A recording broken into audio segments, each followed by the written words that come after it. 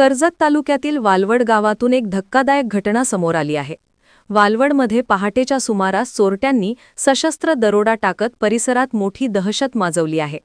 एकाच रात्रीत दरोडा आणि दुचाकी चोरीच्या सलग घटना घडल्याने संपूर्ण परिसरात भीतीचे वातावरण निर्माण झाले आहे।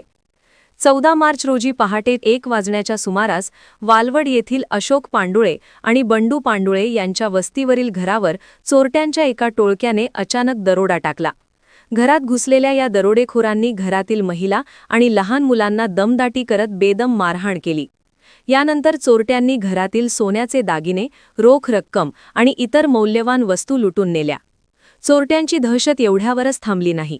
याच रात्री वालवड परिसरातून दिलीप काळे यांची HF डिलक्स मोटरसायकल देखील चोरट्यांनी पळवली। तसेच परिसरातील एका स्टोन क्रशरवरून आणखी 2 दुचाकी चोरीला गेल्याची खळबळजनक माहिती समोर आली आहे। या वाढत्या चोरी आणि दरोडाच्या घटनांमुळे नागरिकांमध्ये भीतीचे वातावरण आहे। यातील काही घटना परिसरातील CCTV कॅमेऱ्यात कैद झाल्या आहेत। या CCTV फुटेजच्या आधारे पोलिसांनी तातडीने या चोरट्यांचा शोध घ्यावा आणि त्यांच्यावर कडक कारवाई करावी अशी मागणी आता वालवडमधील भयभीत नागरिकांकडून केली जात आहे।